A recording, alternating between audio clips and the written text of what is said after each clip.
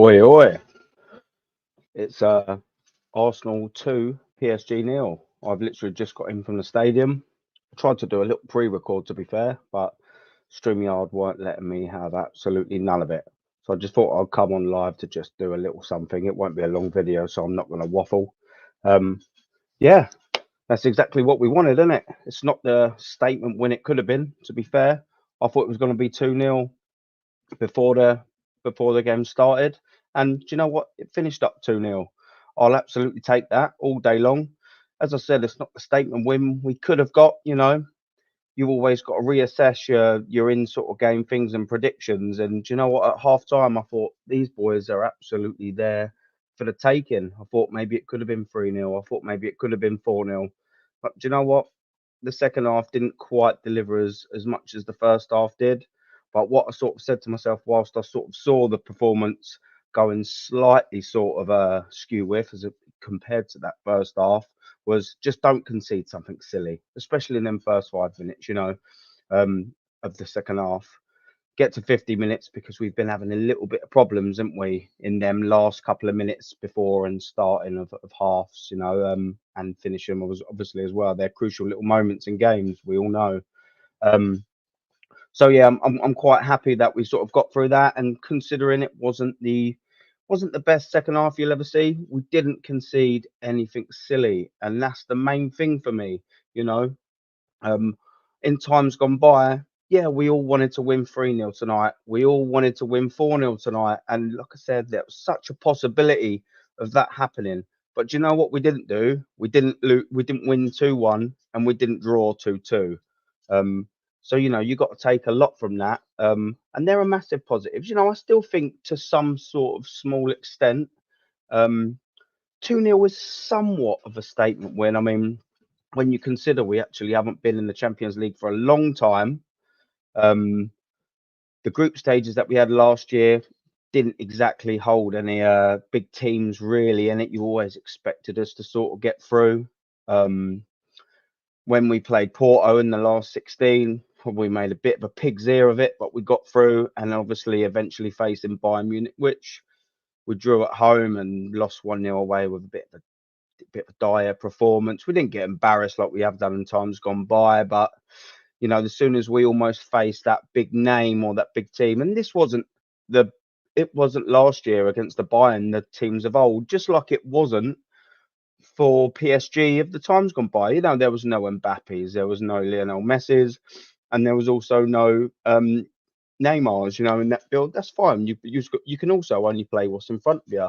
Um, and I just thought, we handled the job pretty well today.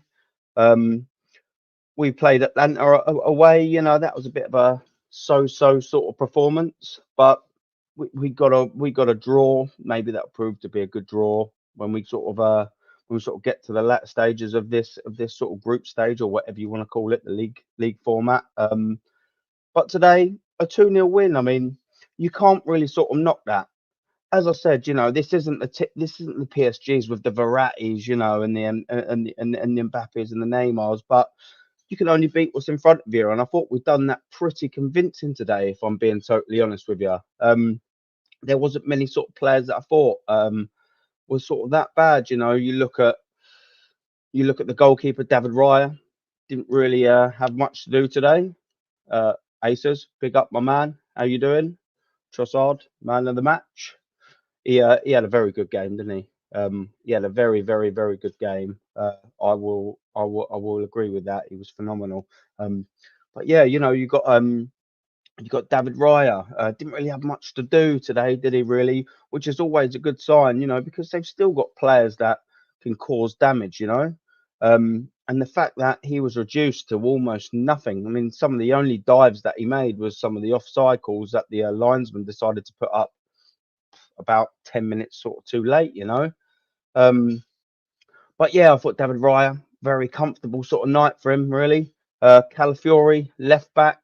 I think he got done by Hakimi maybe once, but also his recoveries wasn't too bad as well. Like I said, I think he got spam once, maybe twice, but he recovered, I think, from both scenarios. fair dues to Calafiori. I'm not going to knock him. Not a lot of young Italians come over and have the bollocks to play in the Premier League. So he's young. I'm happy to give him a bit of time to settle into the club before. And let's face it, he wasn't bad today either. But I'm not going to really sort of go in on him when he's sort of too bad, purely because fair dues. He's gutsy for coming over in the English Premier League for the young Italians. I don't know why not many of them do it, but he's had the balls to do it, and fair dues to him. The two centre backs, Gabriel. I mean, yeah, he loves it, doesn't he? In the challenge, he's phenomenal to watch, especially from the sort of stadium. Every time you make them last ditches, it's always a massive roar. And as did Bill Saliba a couple of times there, especially in the second half, a couple of them little late interceptions that he sort of got. I thought he was pretty good. Urian Timber, I don't actually really know what happened to him second half, if I'm being honest. I was coming back from my beer in the second half and I seen he'd been subbed. Can only presume it's an injury. Which is a shame, because I was saying to the fella next to me, what could have been last season if only he'd stayed sort of fit. So, and I thought he had a really good first half, absolutely solid first half, and fair dues to him. I thought that he we sort of really see a little bit of a lacking in that second half while he weren't on the pitch. I'll tell you one of the things that I will say though is Thomas Partey. He looked absolutely fantastic today, almost like the Thomas Partey sort of of old. And when you sort of cross that against his performances so far this season, which haven't been that sort of good, yeah, good for him. Like, good for him. I'm glad to see, a real Thomas Partey performance there. The interceptions were good. The build up from play early on at the back, they were fantastic. The passes were good. Yeah, I'm really happy with Thomas Partey, and hopefully he can build on that. Subbing him off was another good sort of thing, and obviously Mourinho coming in, who I thought was good in the challenge. He's always going to be, a little bit rusty, but it's nice that Mourinho come on. But big up for Thomas Partey. I know Asa said Trossard's man of the match, and I sort of kind of agree with him. But yeah, Partey for me, I thought was there or thereabouts. It was a real good, solid performance from him. Bukayo Saka had was it Nuno Mendes? I think their left back. I think he had him on toast a few times. I thought he looked quite lively. Bukayo Saka, which is good, beating his man or willing to try and beat his man.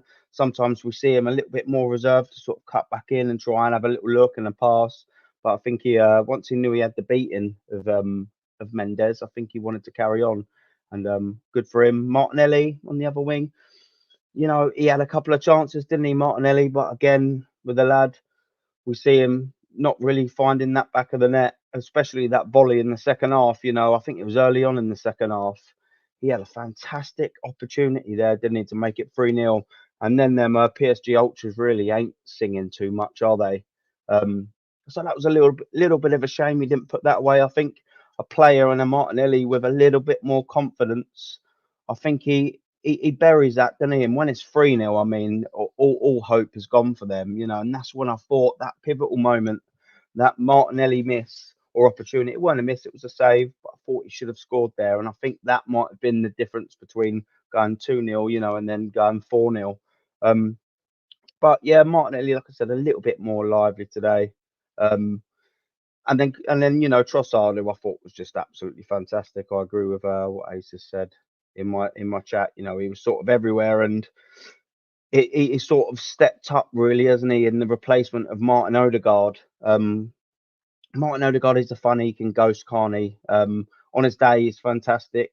That little bit of trickery, the quick feet, then passing, that link up. That's what you sort of miss from Martin Odegaard at times. And I thought Trossard, he really done sort of quite well. I thought he'd done quite well there in his sort of place, trying to tie them little bits of play together. And yeah, Kai Havertz.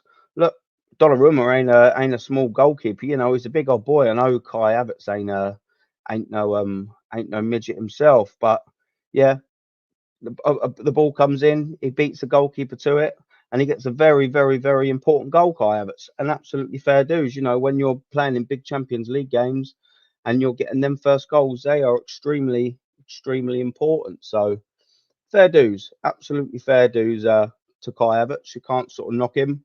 You want to see more of it as long as he's getting his name on the score sheet. And as I said, it's not the 2-0. I know the 2-0 is the second goal is a very big goal, but also getting that first one, that's a very, very, very important in a game, as we all know. We're not silly. So fair dues to Kai Havertz for sort of getting it. Thought he was he's a bastard, isn't he? I thought he was a bit of a bastard all game, put himself about, but most importantly, got that goal. And for large parts of that first half, you know, whilst them PSG ultras were singing, we managed to sort of dampen it, you know, a little bit, and that was absolutely fantastic to see. But yeah, overall, I thought it was pretty good. Kivior, when he come on, not for me, if I'm being totally honest. I think that's sort of more why they looked a little bit better going forward in the second half, if I'm being totally honest. PSG thought we then got weaker at left back, and then I think Calafiori, even though he didn't have a very bad game at right back, I also thought you could really tell that we had a new young lad getting used to his new team, playing out of position massively on right back, you know. But yeah, Kivior, not really for me. I'm interested to see in the comments, because I'm not going to be staying on for much longer. I'm interested to see in the comments, if there are any, what you guys think. Kivior, yeah, I think his race has ran for me at Arsenal, if I'm being perfectly honest.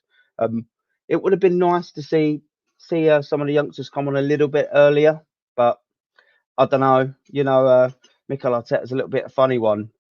He only sort of seems to play the youngsters, doesn't he, when he sort of has to, and this sort of season with injuries and the fact that we've sold, you know, the ESRs, the loan, the Fabio Vieiras, we've sort of got less of a squad anyway, you know. And that's sort of more why I think it's not because Mikel Arteta wants to bleed through them youngsters. I think it's sort of because he has to, because he haven't got the squad. And that's sort of what I've seen anyway. But yeah, listen, bit more of a positive video today. I'm absolutely buzzing with that.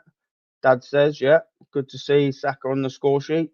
Mate, me, absolutely. Long may it continue. He's started the season quite well. And yeah, hope it continues.